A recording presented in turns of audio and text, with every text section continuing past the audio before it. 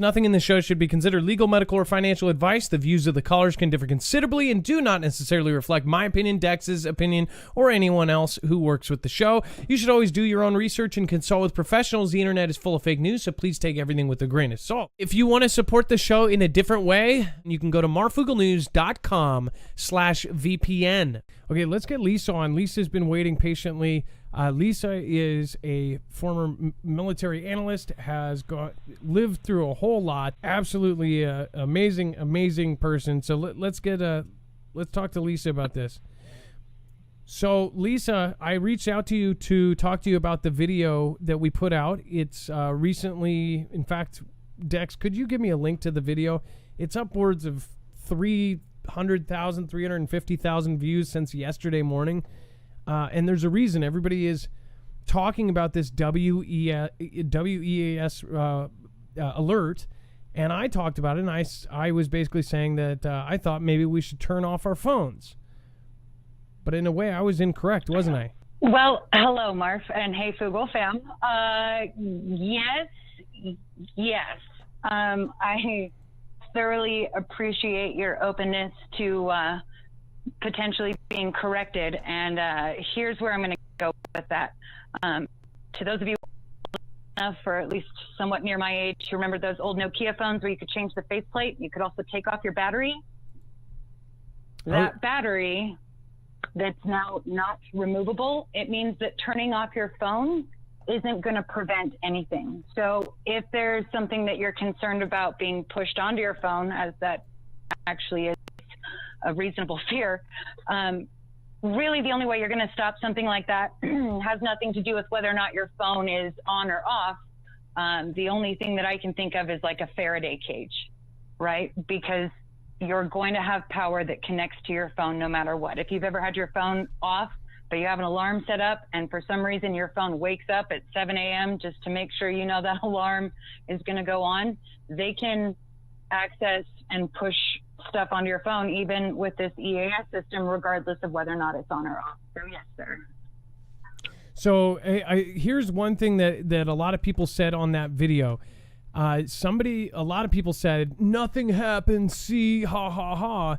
But what they don't realize is, I don't understand what people thought was going to happen. Did you think that your phone was going to literally blow up? Like, did you think you were...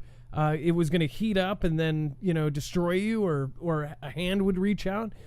If anything was to happen, you would never know about it. And again, one thing, you kind of looked at the video and you reached out to a couple people. Do you want to just kind of talk about, after you saw that video, what you thought? So let's start with this, right? I saw the video.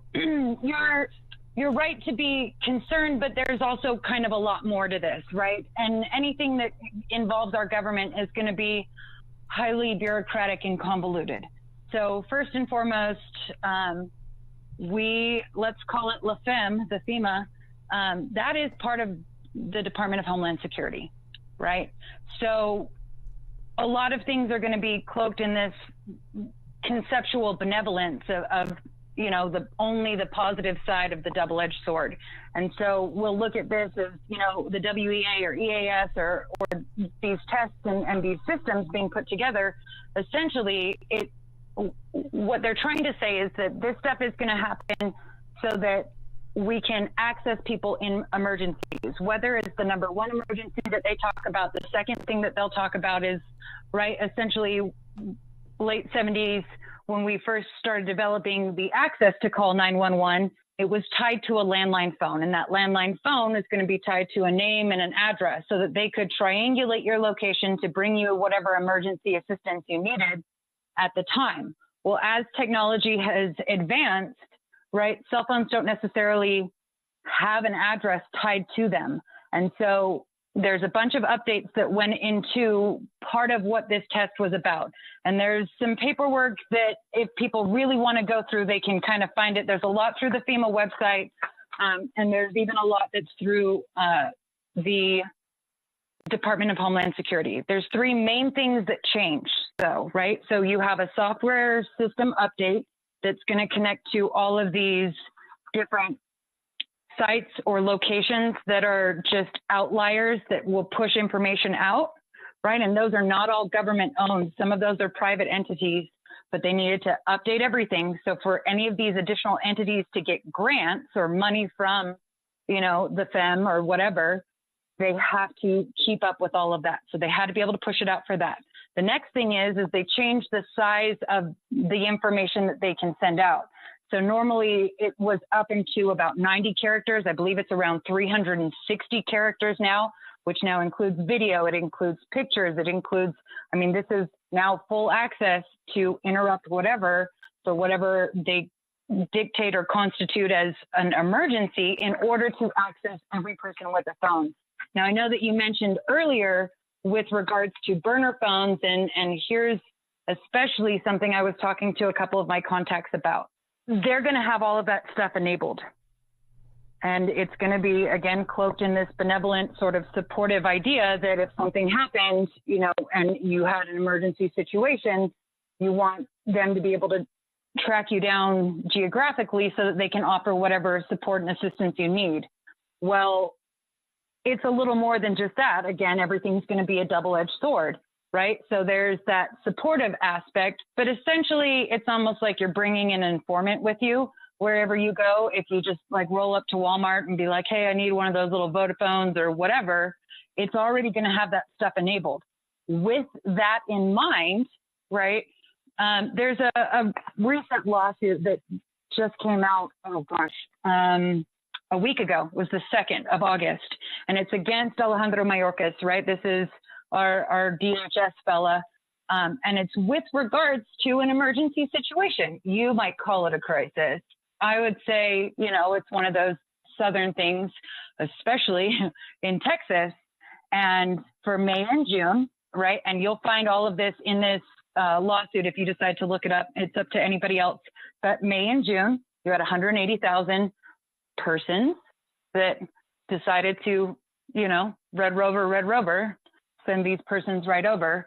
And June was 188,000. The estimates for July are around 210,000, right? So you're looking at essentially more than 500,000 people, and that would definitely constitute an emergency, at least in my book. And with these people relocating into our glorious nation, there's going to be communication that's going to need to happen. And one of the ways that you can really address that emergency, right, is through updating and tracking things and making sure all the software is updated so that you can track, far more narrow of a triangulation than you would have before. One of the other things that this update included is it now includes Spanish. So these alerts, one, there's no guarantee that you'll actually get a message, right? Much like that whole issue that we had recently with Pegasus, this is not a user-dependent sort of thing that would happen. You don't have to open up, an email or click on a link or do anything. This stuff is going to be there regardless of your interaction with it. There's no change on the user end. So all these people saying nothing happened, you're full of it, nothing happened. You cannot say that. And actually, all the towers sent this out.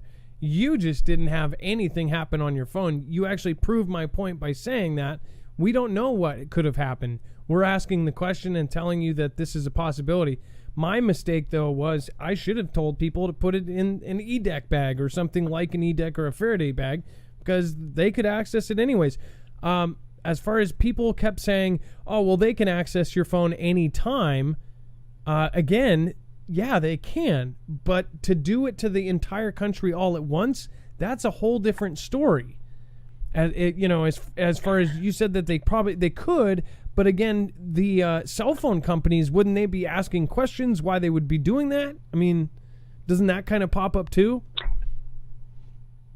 So you would think so. And initially that was one of the bigger issues and why they kind of changed a lot of these directives. And these directives started changing. Well, one of the big ones that changed happened the 30th of March in 2011, right? We had a presidential policy directive, PPD 8, that was put out by the president that was in position at that time. And in very specific terms, right, what they're talking about is ways to assist communities affected by an incident. Now, that incident can cover all sorts of things down to just national interests, right? So with that being the case, you're going to see a lot of things now, much like this recent, budgetary-esque piece of legislation that went through the Senate yesterday. That is a very loose term for what they're talking about. So even through like FEMA's NIMS incident guide, the way that they describe what is considered a part of any sort of like emergency sort of situation, sometimes that's just things that are that reference political sensitivity, or things that might be, a threat to like life, limb, or eyesight. Sometimes things that are just weather. Sometimes it's going to be things with regards to agency policy. So 2 POTUSes ago, they started changing the rules for what was applicable, and any cell company or private communications company, and this is kind of where the FCC had to partner with the FEM in order to really establish this test and kind of make it a joint effort, is any sort of grants or governmental support that is going to coincide with their needs in the future are now dependent on their participation. So there has been a lot of overreach with this stuff, and you'll find that like as recent as 2018, 2019, there have been court cases. I think the most recent one was in Maine, and in this court case, they talk about how it's a breach of liberty and privacy for, American citizens. And again, that's where that lofty goal of the greater good kind of comes into play. So if they want help, if they want support in the future, if they want access to, certain areas in order to set things up, so I lived in Utah at the time that we had the Olympics, the Winter Olympics in 2002, right? We had just crazy construction that happened for years and years before everything was even going to take off. But in order for different communication companies to be able to have access to where some of these events were taking place, they had to have approval, because some of that is going to be the Bureau of Land Management access that they have to go through. And that's a federal entity. And if you're not on their, good list, they're not going to help you out. So it becomes this back and forth thing of, you scratch our back and we'll scratch yours. So they're doing their best to mind their P's and Q's, because liberties are going up and they're just being taken away from us as quickly as you can even imagine. So that thing that happened about a week or so ago with regards to Apple and iPhones, right? Again, this cloaked in benevolence and being supportive and trying to do good things, right? What they were saying is, we're going to scan through not just everybody's devices, but also their clouds. And yes, we're looking for CT. However, you had a lot of people that got ticked off and said that's an infringement of my rights and my personal privacy and my liberties. And as a result of this, right, I don't know if I want to have Apple products anymore. I don't think you guys have the right to do this. And anybody who talks out or speaks out against it, they say, oh, well, you mean you support CP? You support this type of like abuse or whatever? And it's not a black and white sort of thing. There's a lot of gray area in this. And that's really where the big problems lie. And so you have to kind of go through and sift through all of this bureaucratic baloney just to even see what's really going on. So once you get through the FEM and all of the, DHS stuff, then you get into NIMS, right? And it's the National Integrated, it's an incident reporting system, right? And they start talking about what their goals are, what, their purpose is, and what direction they're taking. And the very second paragraph, when you get into this, they talk about stakeholders, right? Now, why would a government organization be concerned with reporting to stakeholders? And according to, the FEM, they define that as anyone who has or thinks that they might have a personal interest in the outcome of any policy. So these software updates, these tests, these changes with how things are going to interact, with regards to EAS or WEA or whatever, is applicable to stakeholders. So again, and so it's very convoluted. You don't see everything, and there's no real way to just off the top of your head protect yourself from stuff unless you're actively making the effort to have a Faraday bag, make sure you're using VPNs. So and if you get any sort of like malware or spyware, you need to factory reset your phone in order to get it off of there. So because Lisa, there's nothing that you can do to pull it out. Lisa, so just so everybody understands what they're doing here, and to break it down into, because again, it's over. There's so much information here. WEAS, these systems, so they can send these mass things out. Again, part of these WEAS, the reason why Edward Snowden and McAfee, if I say it right, when they did all of these things, when they were talking about upstream surveillance, it is now advanced to the point where they are publicly basically telling us that they're going to be scanning our phones, doing all this.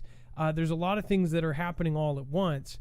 When she's saying Apple will scan all of your photos, it includes you. If you have an Apple or an iCloud, all of your photos are going to be gone through, and they've told you that. They're looking for, of course, this. And again, if you say, well, I don't want you don't want us finding this, abuse? Are you against, are you for that or something? No, I'm for, keeping my stuff private. As far as everything else in this whole WES system and the presidential alert and everything else, these can be used for greater nefarious situations. They could also possibly be used to locate every single American in the event of a massive disaster. These are the doomsday event. It says specifically on this website exactly what Lisa Marie just said, which is that they are selling the devices pre-opted in, and those burner phones at Walmart and at Target and Fred Meyer, all those phones, those cheapo phones, that's what a burner is. You don't even need your social security number. And you think you've got a burner, but what they're really doing with things like this, they can push it out to everybody all at one time. Nobody asks questions from the phone companies, all of this. With what she was mentioning with Pegasus and all of this other stuff, there's a broad network here. Basically, the thing about Lisa is she's saying we're losing all of our freedoms just everywhere, literally everywhere. We do not have a freedom that is not being encroached right now. So Lisa, I'm gonna have you finish off in under 2 minutes, just because we're on a time constraint. And then when I bring you back in, I also want to ask you to explain, why your background matters in this. A lot of new viewers don't understand what you did in the military. Okay, so the easiest way for me to explain it is I was a cryptologic linguist. So anything with regards to patterns and patterns with technology. If you want to look it up, you can search SIGINT, SIGINT. It's intelligence that comes from signals. And this being said, right, technology is advancing much faster than people are capable of really looking at the bigger picture, right? And then this is going to be the best example with which to analogize this, okay? When we came up with the automobile, we realized that we were changing transportation forever. What we didn't realize is that we were changing the layouts of cities and how cities and municipalities are laid out, because you no longer had to live within like horseback or walking distance of, a store, a home, a business, whatever. We had adapted to a point where now you could go long distances. So that invention has this side effect that people might not notice, like the invention of the internet. We didn't realize what that would do to the music industry and downloading music and things like that. There's always going to be a side consequence that is going to come rearing its ugly head, and you can't take it back. And with liberties and your freedoms, as any of us have seen since the 11th day of September 20 years ago, once those freedoms get taken, I have yet to see them given back. And so we have to actively, as a group, stand up against the loss of our liberties. I get that it's well-intentioned, And I don't claim to be like the end all be all knowledgeable person about everything. We have to all work together with information and with, a movement towards everybody being informed so that we can prevent that overreach, that tyrannical, possibility in the future, so that we are all aware and all actively participating because of our own choices into what's going on. Sorry if that was too long. No, that was perfect, Lisa. Again, I think that this whole situation with this, again, is a lot of people don't realize if anything is going to happen, you're never going to know it. And you're already getting watched, you're already getting listened to. But what comes next, they're making big moves. If you haven't noticed with the last 2 years, there is a lot of big things that are happening right now. If you didn't follow that event, that's the cyber event that's been going on for 3 days, then you have no idea what's going on in the world. If you are following that, then you realize everything is falling, pieces are falling together, and there are big people listening.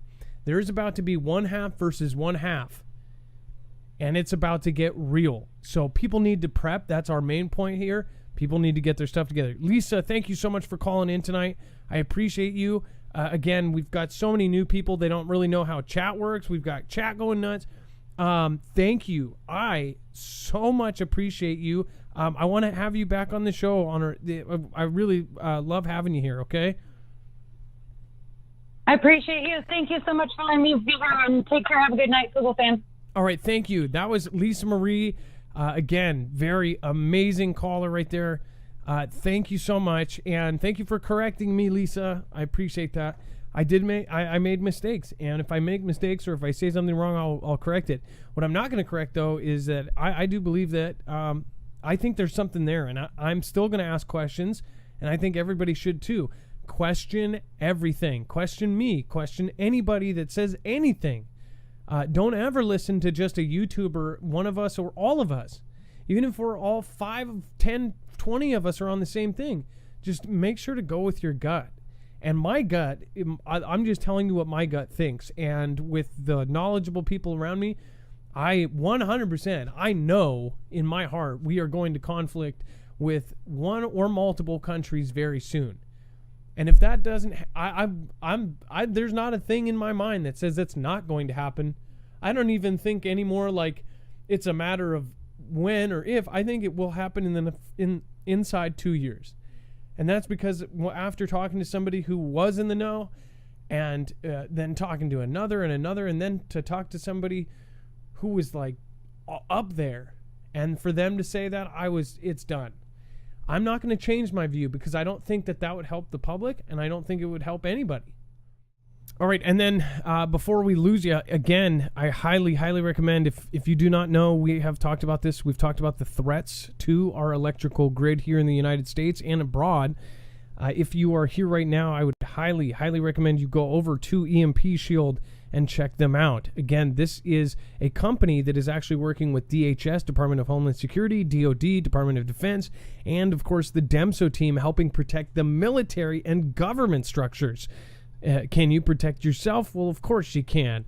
If you go over to marfooglenews.com/EMP, you can actually protect yourself against all 3 phases of an EMP, E1, E2, and E3, and you can protect yourself against the natural kind.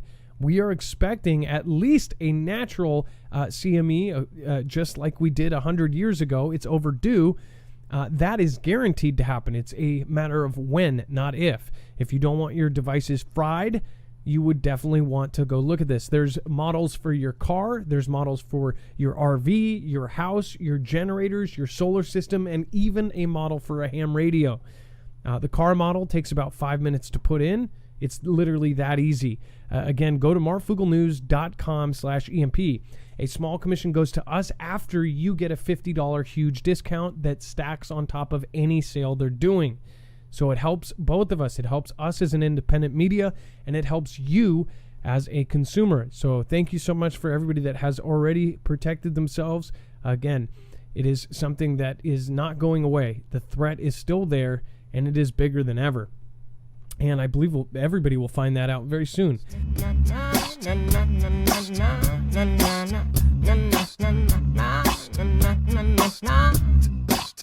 Feed the haters to the alligators. Your way or the highway, see you later. B.O.D. is the homie and Mr. Vader. If it wasn't for you, I would never made it. Whole city's covered by the cremated. Now they listen to what we were saying. Doesn't matter if the manufacturer or created. But now